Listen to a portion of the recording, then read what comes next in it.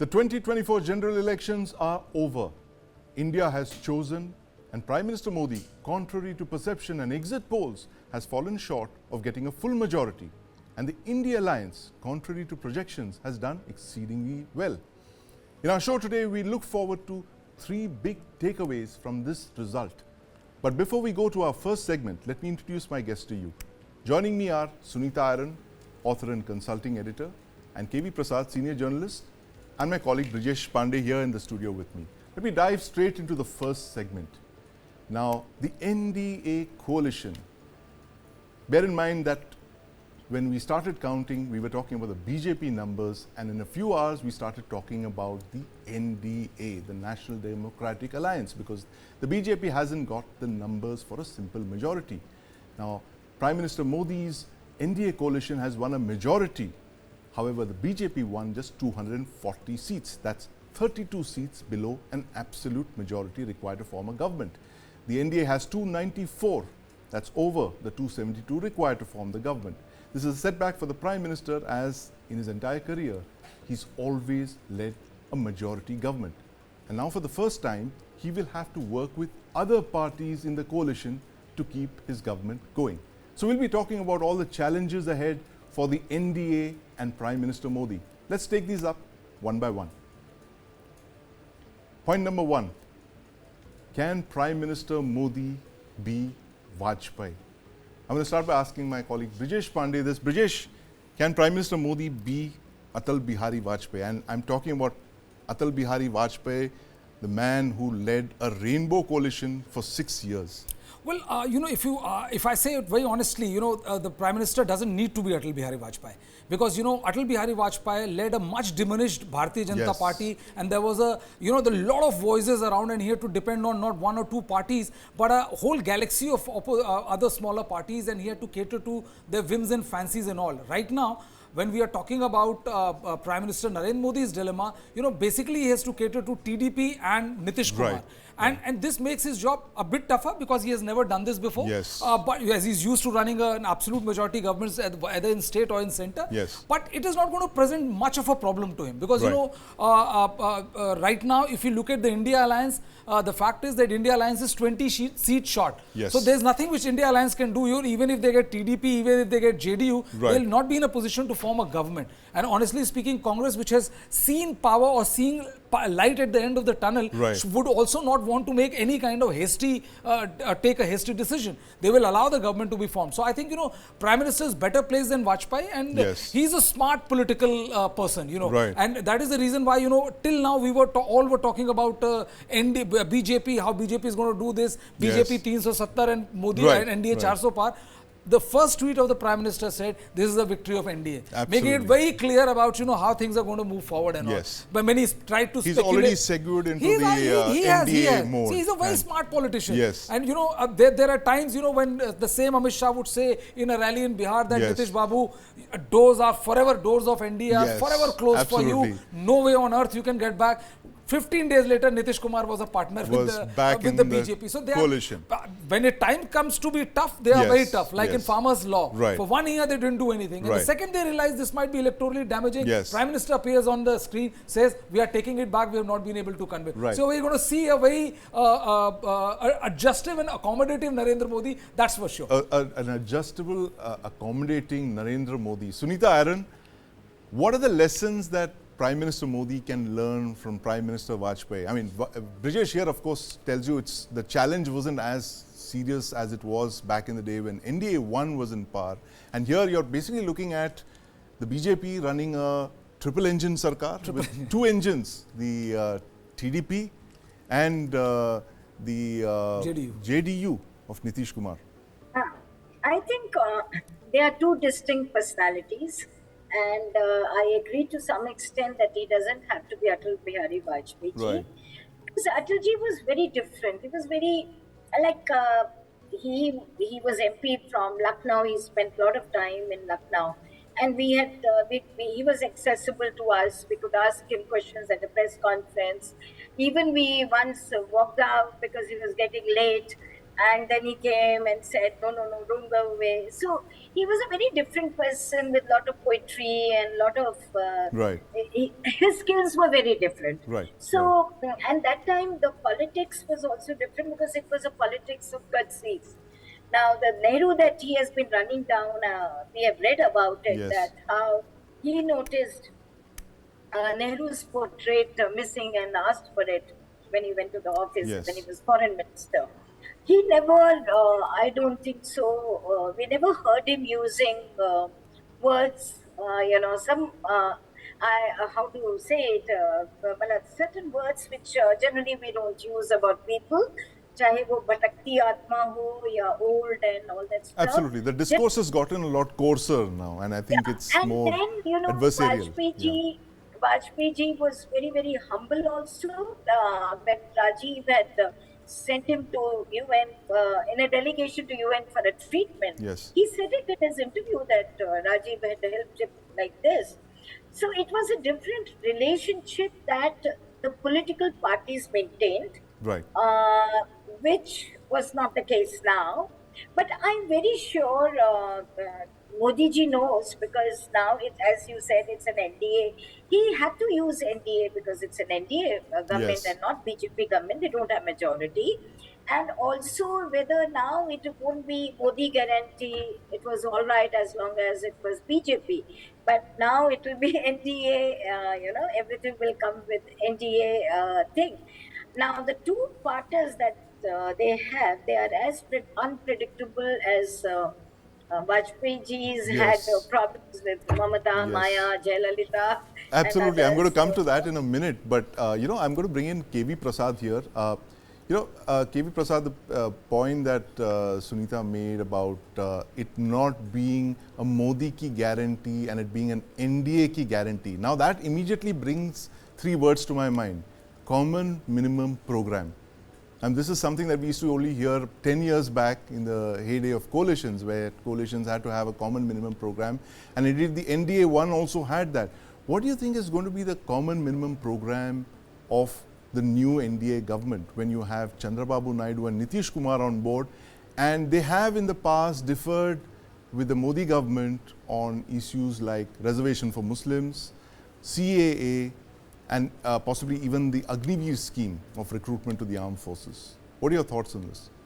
Yeah. Sandeep, just before coming to that, I think when you asked the question to Brijesh and also Sunita ji, the issue you asked was whether Prime Minister Modi has to be a Vajpayee. Yes. Of course, you don't have to be a Vajpayee, but you need to have some characteristics of that personality who had the spirit of accommodation.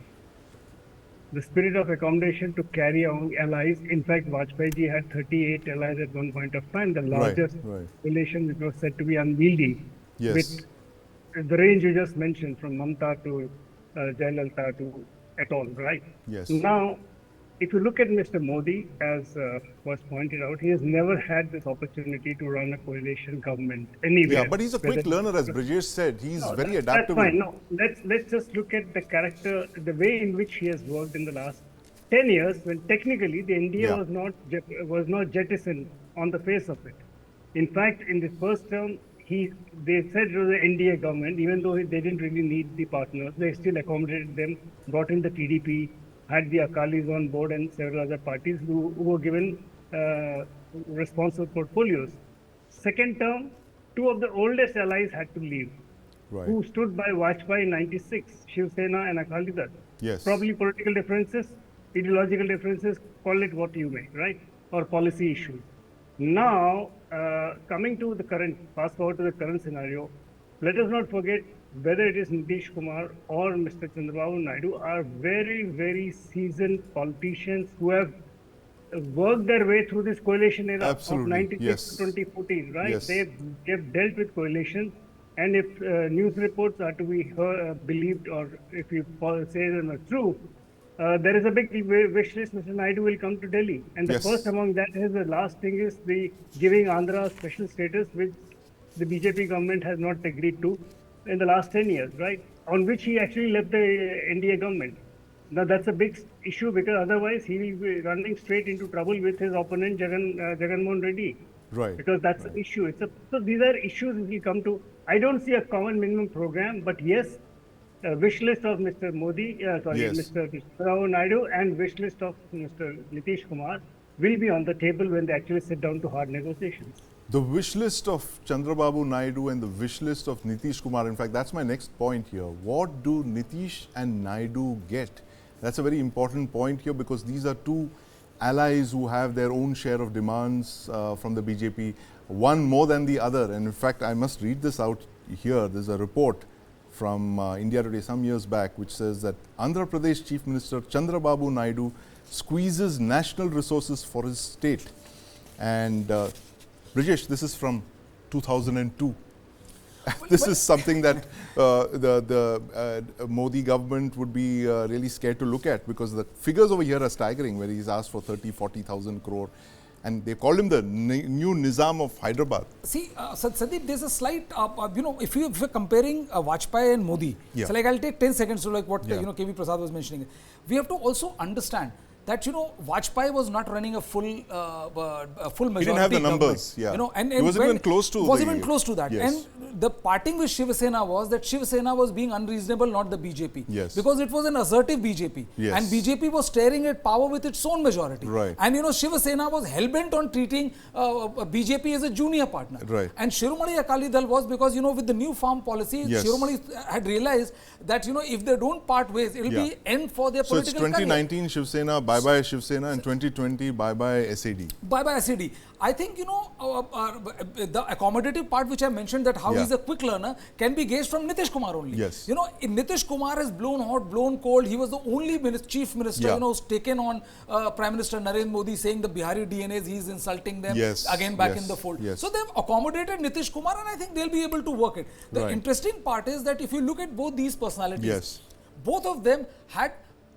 if I won't say the word absolute hatred, they used to hate Prime Minister Narendra Modi. Yes. Nitish Kumar was, if you remember that famous dinner which was held, he cancelled the dinner. In 2013. 2013. And he said I'm not going to accommodate. So he's very, very adversarial as far as Prime Minister is concerned. So right now clock has come full circle. And I think, Nitish Kumar understands and Chandrababu Naidu also understands that, this is a demand which you can make and this is a level of demand which can be accepted. He has been an NDA convener. I think both of these gentlemen are past master when it comes to coalition politics, much more than any of the politicians which is coming across. There's been no threat to the government because India Alliance is at least 20 MPs short. If they were somewhere in the range of 2050 or 250 or 255, then I think, they might have a better shot. But with 234, they don't have a shot. And Chandrababu Naidu gets to play kingmaker in Delhi and be an absolute king on Nizam in Hyderabad. In Andhra Pradesh. So, in Andhra Pradesh. So, he has best of both as far as he is concerned. So, Chandrababu Naidu, Sunita Aron has the best of both worlds, as Brijesh was saying. Very clearly, his demand number one is going to be the revival of his dream project, the Amravati capital for Andhra Pradesh. I mean, are you going to see a stream of demands there, special status, or would he be happy with that, or would he want, say, cabinet berths? That's the other big buzz here in Delhi at the moment. Chandrababu Naidu wants a lion's share of cabinet berths. And it's not only cabinet berths, it's also the portfolios. That becomes very important. And whatever they're asking behind the scenes that they don't want X or Y in the government is another thing, which as we don't have any confirmed information, we can't talk about it. Now, I think Amravati, definitely, I remember him talking about Amravati and making it a very, very happy city, which really impressed me. He was the first chief minister who spoke about happiness. But now he's the leader from the South Bloc. They have been complaining about stepmotherly treatment and fund allocations. So I think that would be an issue. Then he has secular credentials for whatever. He has always said that he's all for secular politics. So all those elements that make so much of noise over Muslim bashing, over religious shrines and all, I think somewhere they'll have to contain that. I think last few years they did not. Maybe they'll slow pedal the other temple issues that they are pending. So there will be contentious issues, but as you said that Nitish as well as Naidu both are masters of running coalition governments, being a part of the coalition governments. And Modi ji knows that the third term, if he has to complete, he has to keep them Yes. in human unless they manage to get enough numbers to, improve their strength to majority, Right. which as of now doesn't seem like, but Yes. you never know. So as of now, I think they'll be able to work it out. And maybe it will be good for the country. Some good programs may come up. Yes. You never know. A common minimum program, maybe some good programs will come up. But talking about both Chandrababu Naidu and Nitish Kumar, they have both been NDA conveners, correct, Brijesh? Yeah. Chandrababu Naidu definitely was. Who will be the NDA convener this time around?